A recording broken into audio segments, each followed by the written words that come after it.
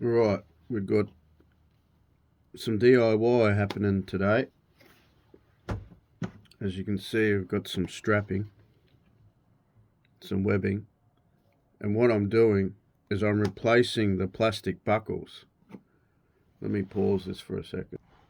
Alright, so just keeping it simple here, folks. So on the kayak, plastic buckles, or you could call them saddles. Okay, thereabouts. I know it's little. So there's screw that goes into the kayak, into the plastic. And what's happened over time, just through weather, salt on the rope, that these eventually have just come out. And a couple of times what's happened is it's split right here. The whole thing's just split.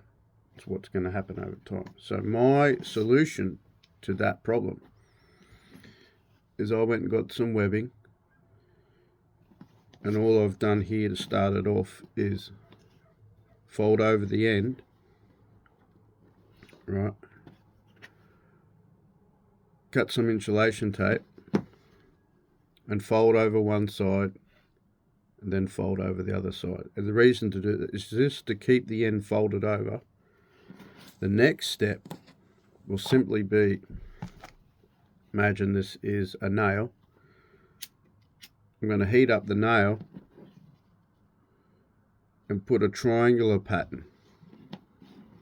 So let's draw that out so you can get an idea. This will be the end of the webbing folded over. And so what I'm going to do, the stress will be here the most. So it'll be 2 rivets there and 1 there. Does that make sense to you?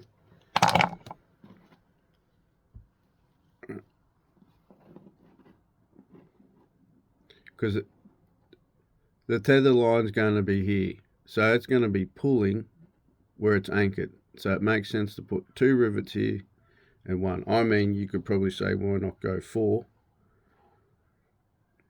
But what I'm also being mindful of, we draw another little square here before we run out of time. Right, this is the anchor end of the webbing.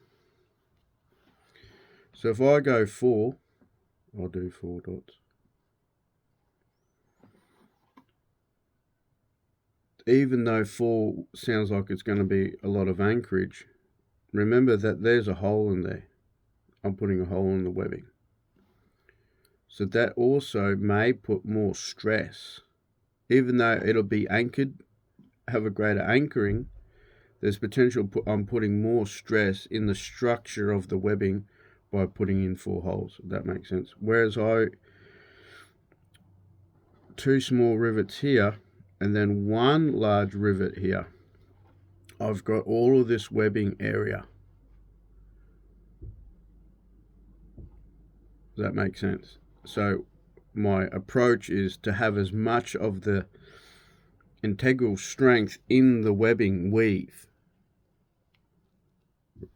by putting 1 large rivet there and then 2 smaller rivets there. So I have the surface area of the webbing. That's what I'm looking to maximize. So these 2 rivets are aiding in the force being put on this saddle, when I'm underway or just lifting up the kayak. And then this large rivet here is acting as a backup force, anchor force to these 2 rivets because of the surface area, if that makes sense. So you have all of this area of the weaving acting as an anchor force to these 2 areas of the weaving surrounding those 2 rivets. So that's the theory. But there you go. Here we are in Iron Wake Maritime doing a bit of DIY as one of the the traits of the creed is sovereignty, right? Being able to do things on your own for yourself. Right? So there we go. And I'm surprised that kayaks don't have this system in play. So if you've got busted saddle clips and you might be riveting or screwing, I'd say go to your local hardware or online, order yourself a roll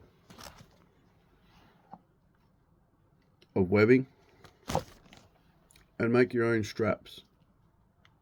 You can also get buckles, which I'm getting, and you can make your own buckled straps for tying things together. Another thing I'm surprised that isn't on sailboats for when you're doing reefing lines, because that'll be the next project. I'll be having webbing going through the eyelets on my sail for reefing, and I'll be riveting buckles into my boom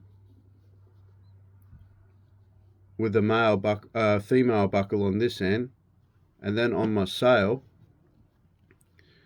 I'll have the male end, so when I'm reefing I can just go clip, right, wrapping around, and my sail will stay nice and bundled to my boom. And when I want to shake the reef, as they say, it's just a simple process of unclipping the buckle. So happy days. Thanks for tuning in. May that have helped you. Leave a like, comment, and the good old subscribe. Keep doing what you can with what you have to lead you to the places you'd rather be. See yous.